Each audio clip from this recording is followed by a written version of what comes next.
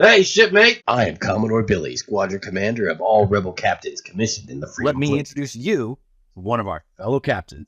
This is Captain James Nicholson. James Nicholson, a Maryland native, born in 1736 or 37, accepted his commission as a captain in the Continental Navy on the 6th of June, 1776. An experienced sailor, like many boys of the time, he entered seafaring life at an early age and later joined up with the British Navy. Most notably, he served with the British siege and subsequent capture of Havana, taken from the Spanish in 1762 until 63 when it finally fell. After that, he moved to New York, where he lived until 1771. He got married there, but by 1775, at the outbreak of the Revolution, he had been living in Maryland for some time. There, he tendered his services to the Navy and was placed in command of the Maryland State Navy ship, the Defense. Nicholson made a reputation for himself captaining the Defense and operated well against hostile shipping, taking several British merchantmen as prizes captured in the Chesapeake Bay. He also recaptured several colonial prizes that had been previously taken by the British. Though the ship Defense fared well for what she was, ultimately she proved to be impractical for the service the Maryland Navy needed, so she was sold at Philadelphia.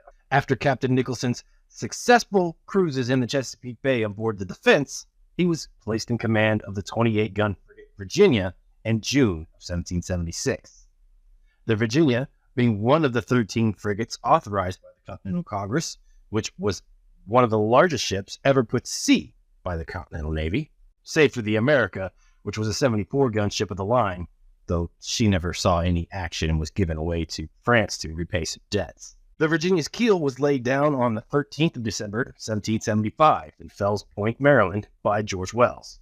The construction of the ship not being completed and then not ultimately commissioned until the spring of 77, well, that left Captain James Nicholson without a command. So while he was waiting for his ship to be completed in the winter of 76, Nicholson and members of his crew took their skills from the sea service and applied them to ones that were suitable for land. They formed an artillery unit. They joined with the Continental Army as landsmen and fought with George Washington at the Battle of Trenton. This battle being the one George Washington famously crossed the Delaware River during a freezing snowstorm at midnight on Christmas Day, surprising the Hessians stationed there. Following this battle, Captain James Nicholson returned to Maryland. With the Virginia still in the yards being built, come the end of January 77, Captain Nicholson was ordered to take command of the USS Hornet. The USS Hornet was fitted out at Baltimore, mounting 10 4-pound cannons and 4 swivel guns, split between port and starboard, so 5 guns on one side, 5 guns on the other, and 2 swivels to each side. The Hornet sailed with the Hopkins fleet on 18 February 1776, but during that voyage she came afoul of the USS Fly and was damaged. So she was unable to accompany the amphibious assault on New Providence in the Bahamas due to the damage and headed back to the yards for repairs. So after being repaired, she patrolled the Delaware Bay for nearly a year, and this is why she was available to be captained by James Nicholson.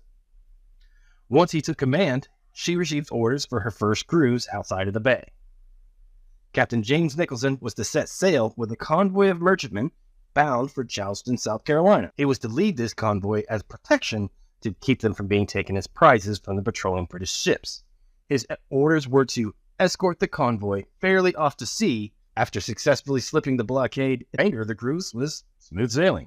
Once the convoy reached their destination of Charleston, South Carolina, the Hornet had further orders. She was to continue to the French-controlled port of Martinique to trade her cargo for arms and powder in order to support the cause. Come April 27, 1777, Captain Thomas Cadigan of the HMS sloop of war Porcupine, armed with 14 guns, spotted the Hornet and 2 other 8-gun schooners. They were seen 201 leagues, it's about 603 miles, northeast of Cape Canaveral, Florida at 5 a.m. Quick note, Cape Canaveral, Florida was used as a landmark to note where something was from. That doesn't mean they were really close by there, but since it stuck out from the main body of Florida, it was used as a reference point for sailors at the time. Anywho, so the Porcupine gave chase at 5:30 a.m. And after an hour and a half of cat and mouse, the Porcupine was able to catch up to her and even came alongside the Hornet at 7 a.m. So Captain Nicholson and the 2 8-gun schooners took evasive action to defend their cargo that was desperately needed to trade for arms and powder from the Porcupine, so they would not allow themselves to be captured and taken as a prize.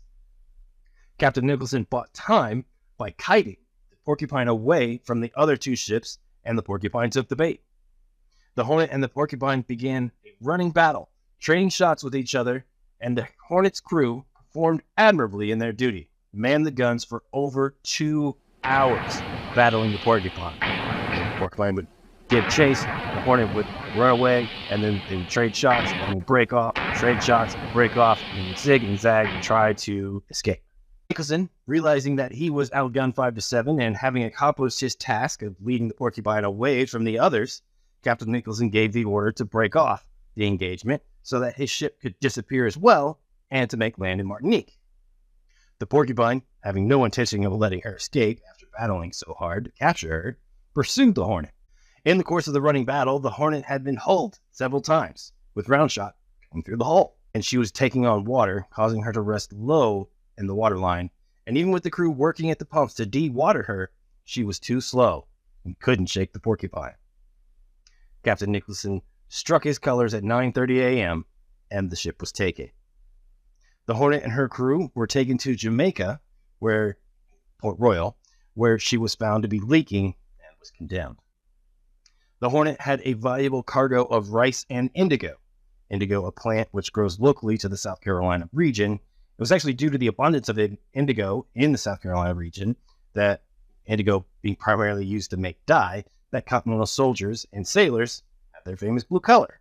Though the cargo never made its way to the French island, of being a hotspot for trading goods for weapons and powder from the French. This was the French's way of striking a blow against their longtime enemy, the British, by assisting the Continentals without getting directly involved in the open conflict. Word reached back to the Continentals and was reported in the Pennsylvania Evening Post on Saturday, July 19th, 1777, though Captain Nicholson's name was not recorded among the list of POWs at Port Royal in Jamaica. That's it for today. The Road for Liberty moves you. Do your duty.